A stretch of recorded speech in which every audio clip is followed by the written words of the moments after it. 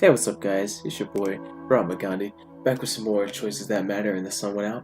And when we last left off, Sharon's going to space. My one true love is going to space, okay? I'm going to possibly lose her for a while. And then Etienne was sent up to the sniper nest that Crank was using to destroy the tank with a improvised rocket. And I asked, how are you going to do that without any rockets? And here's his response. Wong found some old chemicals lying around that he thought he could make into a bomb, Etienne grunted. They were expired, but he thinks they'll still work, though. Okay. So we hope, Etienne scoffed, checking dials on the rocket launcher that I didn't even understand. As long as it doesn't blow us up, I'm happy, I murmured. I have to go. The show's about to launch. I have to see Sharon off. Etienne stopped and stared at me, his fear evident. I tried my best to keep my expression neutral. Wait for me before firing the rocket, I said, trying to move the conversation away from where it was headed. Etienne sighed and nodded. Tell Sharon. Say good luck for me, alright? Of course, don't worry about it. Promise to wait for me though, okay? Etienne nodded and went back to cleaning. Cleaning.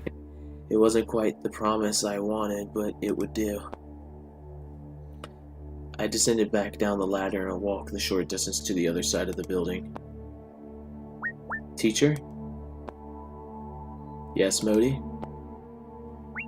Are you afraid of our friends dying in space?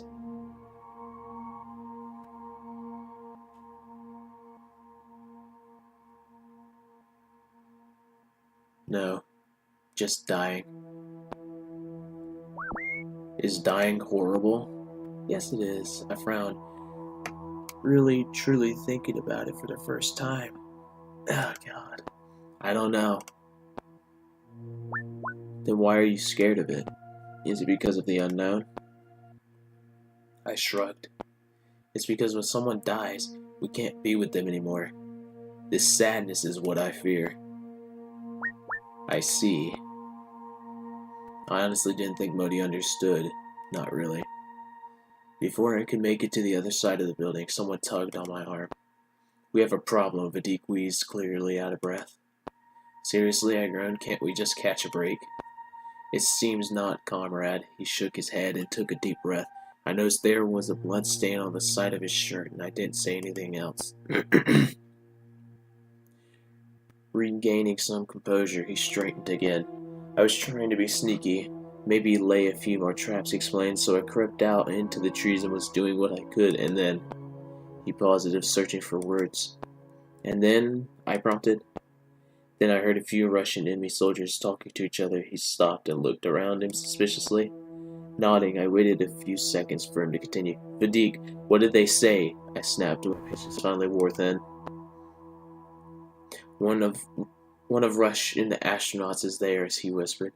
They were talking in Russian and said one of our astronauts will try to sabotage our missions if the shuttle launches into space. The statement hit me in the chest like a fist, momentarily making me breathless. Can find out who, you giant ape? Hey, without me, you wouldn't even know, he seethed back at me. I got back as fast as I could to tell you. I'm sorry, I floundered for words. What are we going to do? We can't cancel the launch. How can we not? I said, heart beating fast. Teacher, if we don't launch now, it might not happen. The enemy's pressing forward.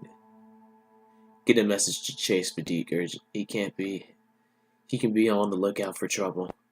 But it wasn't Chase who was going to space. Thank you, Vadik. I won't forget this, I said as I turned and ran back to the bench where Dolores had laid out all her blueprints. Ripping a small piece of paper from a corner, I grabbed a pen and wrote 3 simple words. Traitor on shuttle. I looked above and saw the astronauts ready on board, Sharon amongst them. As I raced to stop them, my mind raced with options. Insist on being the fourth crew member. Discreetly hand the warning note to Sharon. Sharon? Hey, I called as I got close. Sharon turned and looked at me with a smile, and I skidded to an absolute stop in front of her. I'm sorry, I looked at Sharon and smiled. I thought I'd come up and just say good luck to all of you. I held out my hand to Sharon, and she gave me a peculiar look, obviously confused by my behavior. Still, she grasped my hand to shake it, and I could see understanding on her face, obviously feeling the warning note in between our palms. She gave an almost imperceptible nod, and I let out a small sigh of relief. I managed to pass on the warning. I just wish there was more that I could do. I stepped back and shook my head almost imperceptibly at Sharon, making sure she understood that she had to keep that note a secret. We have to go now, Bean said, bodily grabbing Sharon by the shoulders and directing the team into the shuttle. Oh, God.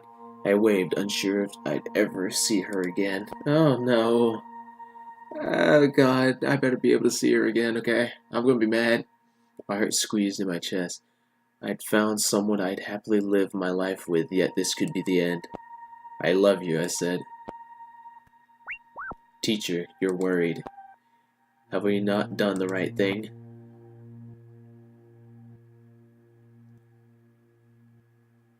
I don't think anyone can answer that.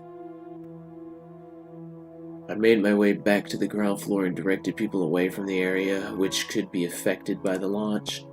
The launch building was designed to protect the forward half, but there wasn't any harm in being overly cautious. Something moved in the corner of my eye, and I saw Etienne stand up and crank sniper nest. No, I shouted, scared for the life of my friend. Boom. Oh, no. I looked away as Etienne fired the rocket launcher. When I turned back, he was lying on his back, immobile. No, did it blow up in his... My heart jumped into my throat, and I started running towards Crank's sniper nest. Just as the shuttle rocket fired with a loud, deafening roar, the shuttle was finally launching. Don't tell me Etienne just died right in front of me. Teacher, the shuttle is in danger. We're all in danger, Modi, I yelled back over the rocket sounds. The Russian army is directing a homing missile at the shuttle. It could destroy any chance we have. This fight wasn't over yet. Arc 14 complete. God dang it! Even 13% of players chose to remain on Earth while sending Sharon up to space.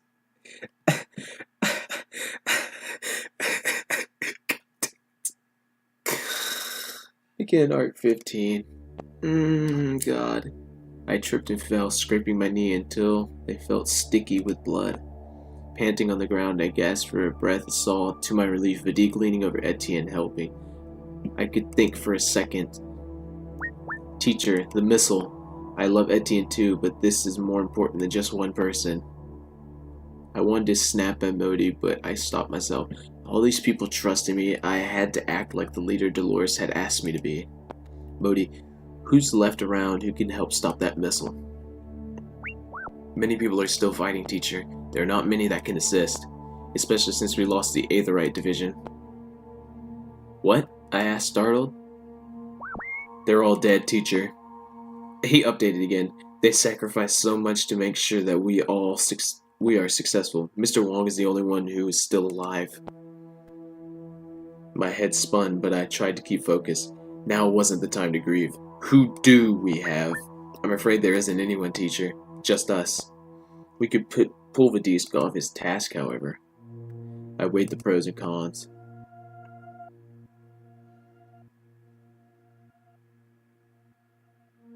I'll ask Vadik. He'll do it. I know he will. Vadik, I yelled, getting back to my feet. He looked up at me. There was fear in his eyes. They're about to launch a missile at the shuttle. Take them out if you can. His face turned stony and he nodded. However, he waited until I made it to his side before he spoke. We have to leave this place, Vadik said to me. The shuttle is launched. The mission's complete. If we stay here, we all die. I agreed. Do you have a plan to get us out? I muttered. Has it all been worth it? Leave it to me, he nodded, clapping a hand on my shoulder and striding off with purpose. I knelt beside my injured friend and took their hand. Etienne, I asked, hoping for a response. For a heartbreaking moment, there was no response. Oh God. It's no use, teacher. Mr. Etienne is dead?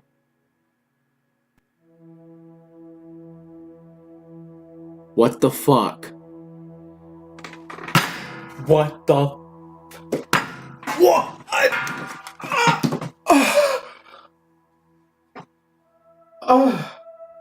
No! No! Nah, fuck that. Nah, this is about to be 9 minutes, bro. Nah, fuck that. Nah, I'm mad, bro. Nah, I'm done. Nah, bye.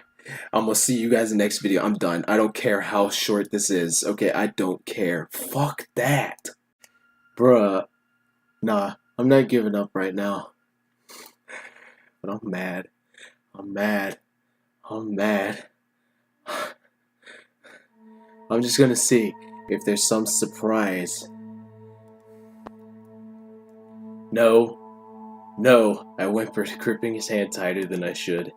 I broke. The rest of the world not mattering to me in the least. My best friend's life ended and it was all my fault. I was the one who dragged him and his father into my investigation, so trusted me, and had died because of it. Now Etienne was dead too. Don't you tell me he's actually dead! Wong appeared beside me, red-faced and sweating. You shouldn't be moving too much, I said dully. You're injured. I know, he said, sitting with a groan, but Modi told me what happened and I knew I had to come. Friend, you can't die here. We have to move on. Have I done the right thing, Wong? I asked. So many people have died. You may have saved many more, he reasoned, taking my arm. Come, I'll have somebody come and collect his body. Fuck that. Nah, I'm done. Nah, fuck that. A city on the verge of greatness. A new type of city, based not on the man, but on the automobile. The car. A symbol of freedom and vitality.